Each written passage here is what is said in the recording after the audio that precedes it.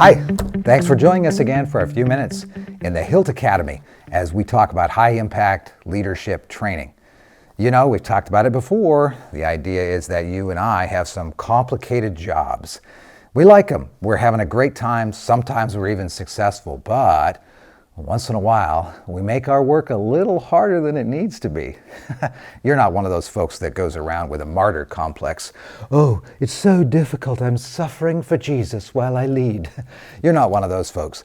But still, it's possible unknowingly you make your job a little bit harder than it needs to be. I know I do it, and that's where some of this stuff comes from.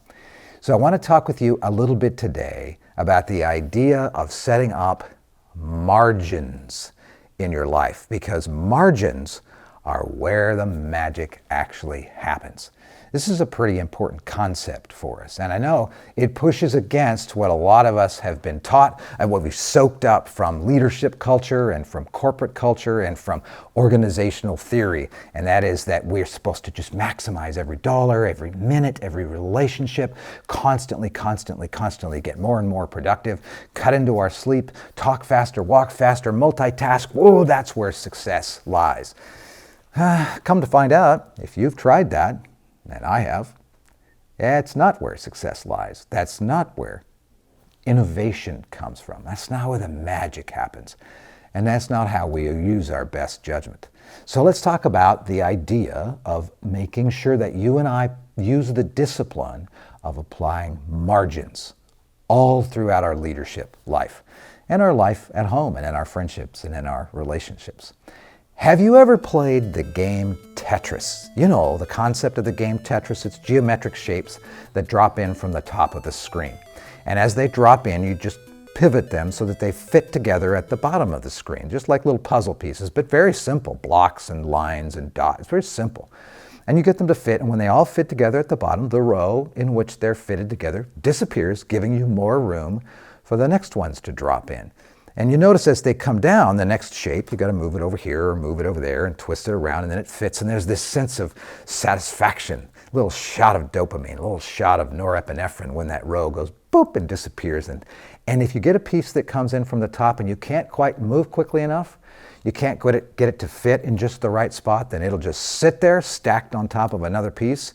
And you got to work somehow in order to get the pieces around it to disappear and give you more room. But then what happens is you've got less and less room as you make these mistakes, less and less room to negotiate the space when the pieces fall in from the top. And the stack begins to grow. And then in the ultimate design, pure evil design, the pieces start coming in faster, because you have less room to move, and the pieces come in faster as the bottom piles up and piles up and piles up and piles up until you lose. Game over.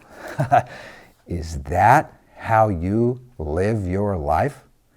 Is that how you manage your finances and your relationships and your time and your health?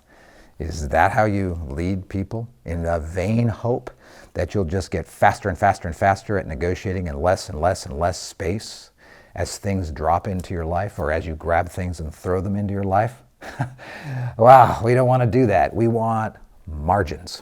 We want a larger Tetris screen. We want to do something in our life. We want to approach the way we are stewards of the opportunities we've been given so that we have got margins. Let's talk about how to actually do that. This reminds me of a friend of mine named Ross, who was an executive in hospitals and was responsible for moving around and getting hospitals to merge. I remember visiting his house once over in the Puget Sound area, in the Seattle area, and we were going to go over there for dinner. And we showed up 15 minutes or so before the dinner time was supposed to happen. He was throwing on a suit coat and putting a tie on and leaving as we were getting ready to start dinner. And I said, what's happening? Where are you going? I don't know. I got to run. I'm late. Where are you going? I don't know, but I'll find out on my way there. And he ran out of the room. Well, I've known Ross for years, and that is literally how he lives his entire life. Everything is on a chaotic edge. He's a little bit like a Jack Russell Terrier on cocaine. A lovable guy, but never stops moving. No margins in his life at all. A margin is the space in between things where the magic actually happens. And we have to put that in place on purpose. Somewhere along the line, your dreams and visions and plans and responsibilities in life got way bigger than the resources you have for them. And so it's time for you and I to think about, how do we intentionally create margins in our life? We need to create margins that are time margins. We always have a little bit more time than we need.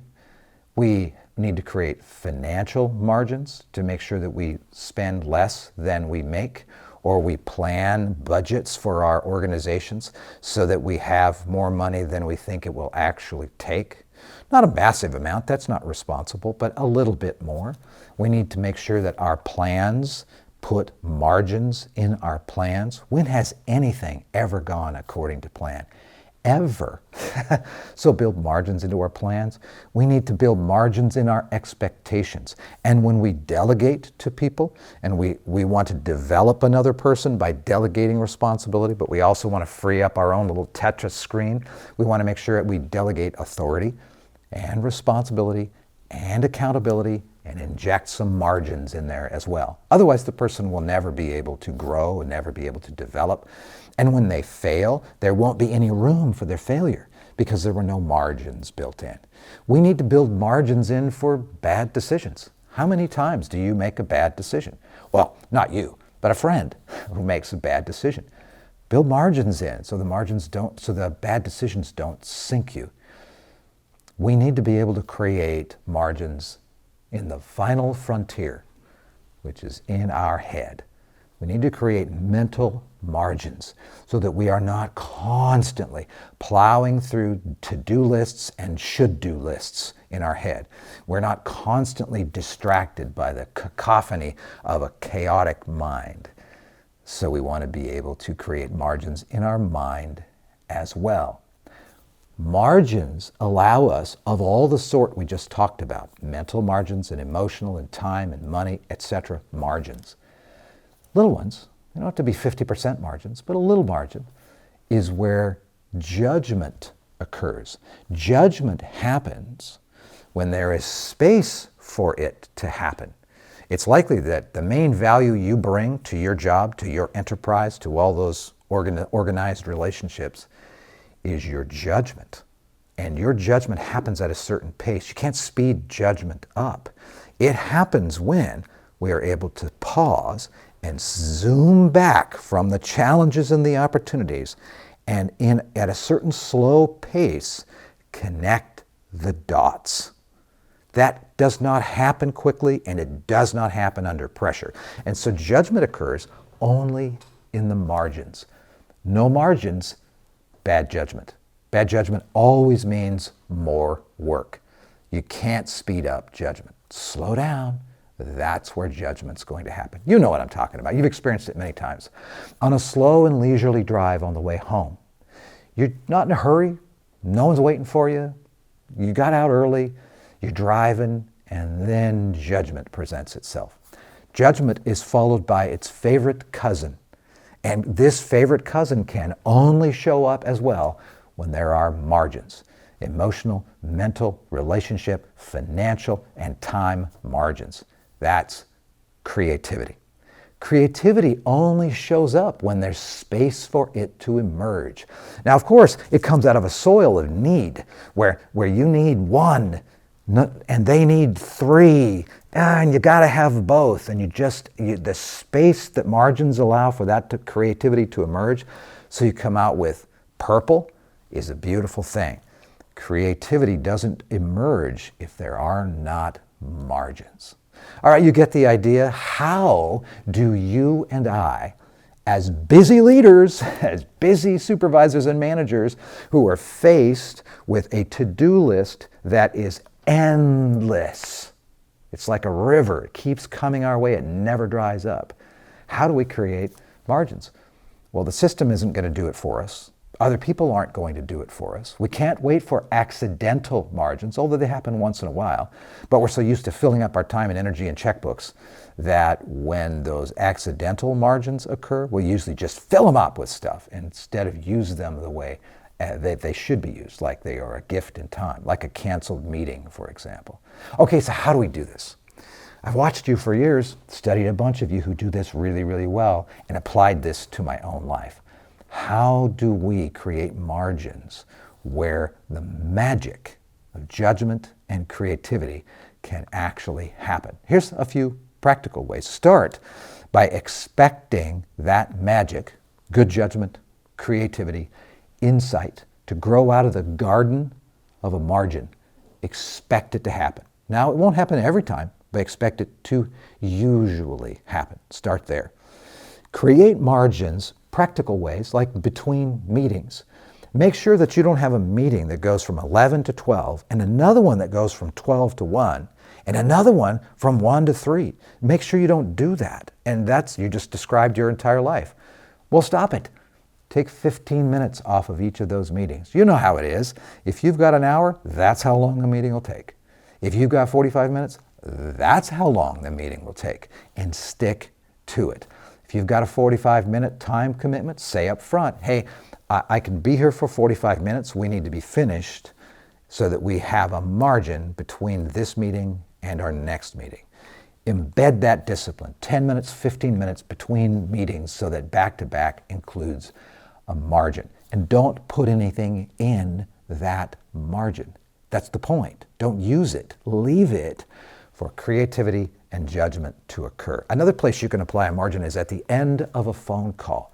Slow down when you get to the end of a phone call. I mean, we don't have a lot of phone calls anymore. A lot of us are email and text, and we don't communicate deep, wonderful things very much like that anymore. Well, when you're on a phone call, slow down.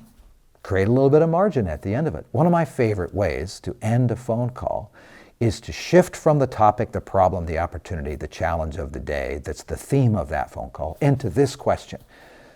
So what are you going to do next after we get off this phone? What's next on your plate? And then they tell me, and then I'll listen carefully and then ask them a question about it and slow it down and create a little bit of a margin. And then I've almost always got a fun trick.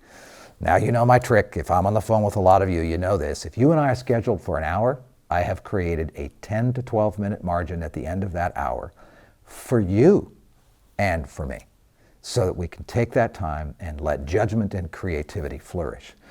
Maybe in the parking lot, that's another great place to find a margin. When you're walking out to your car, if you are in a hurry to go to the next thing, you're going to miss that moment where that garden of creativity can occur. Walking out to your car. How many times have some of the greatest ideas come that way? Where maybe there's somebody who's also walking out to the car and you have an unexpected and unplanned conversation. You couldn't have had it if places to go, people to see, I'm late, don't know where I'm going. That kind of thing, not going to happen. Not going to happen. Whole plans have pivoted in parking lots because of those kind of conversations. Here's another fun, practical way to do it. Right there. That silence between statements and questions is a place to create micro margins. When you ask somebody a question and they respond, sit there for 5-6 seconds and just listen. Not much longer, that's weird and awkward, but 5 seconds, 6 seconds. That margin you created right there, test it. You'll be amazed what comes out of that margin once you can get over the discomfort of being quiet for 5 seconds. Here's another place to apply margins. I'm a fast walker. I'm a fast talker. I like it. It energizes me. It's fun. It's fun to move quickly, think quickly. I like that kind of thing. But that usually will cause me to blow by the opportunity to have margins. I have disciplined myself to walk more slowly than is natural for me from one place to another. And it only creates a few seconds of margin, but it creates a calm garden of a margin in my head as well, so that I don't Kramer slide into the next meeting. Let me know what it is and I'll... all chaotic and ready to go. I'm more calm. I'm more open. Here's another place to apply margins. Listen. Listen slowly. Listen to understand. There's another video. There's a card right there that Drew's going to put up for you for the video where we talk about, do you listen to understand or do you listen to argue? If you listen to understand, if you and I get a little bit better at that, we're going to create a margin. Also, when decisions come your way, here's another place where you can apply margins. Every decision that comes your way feels like you need to make it right now. Ask the question, is this a now decision or a later decision. Also ask the question, is this a me decision, an us decision, or a someone else decision? When you do those two things, you're going to create some margins. You'll be amazed at how few decisions you actually need to make. And here's another one, probably the last one, and that's this. Schedule your worry. If you're a worrier and you kind of like to pet the fur off of things and they keep spinning around in your mind like some obsessive compulsive person, and you turn to the scotch to calm your mind down, if you do that, schedule your worry. As soon as you find yourself thinking about something and thinking about it again and getting worried about it again, well, put it on your calendar for 3 days from now or 4 days from now. Put 15 minutes on your calendar and then tell yourself, I'm not going to worry about that now. I'm going to worry about it later. It is amazing that the locusts of worry will descend upon your unoccupied mind and chew up the fruit that's coming out of that garden of a margin of creativity. So schedule your worry. Well, there we go. There's some ideas, some thoughts for you. How about if you take a few minutes after you're finished with this video and don't do anything? Sit for 10 minutes and just think, do I have margins in my life? Otherwise, you'll be like my friend Ross, who is a living, breathing example of a Tetris game gone bad. I love the guy, but he is a dumpster fire of a hot mess who's constantly using every second and making some good decisions and some not so good decisions. You don't want to be like Ross, and you want to win at the Tetris game. So there you go, some thoughts. If you like this video, you know the deal. Hit that like button, subscribe. That way you can be on the list and it'll let us know that there's folks interested more in what we're talking about here, and hit the bell. You'll get notified when new stuff comes out. So like I said, take a few minutes. As soon as you hit pause, as soon as you hit stop, create a 10-minute margin and then let it spread. The margin is where the magic happens. There we go. So how about some magic in a glass? Here's to you.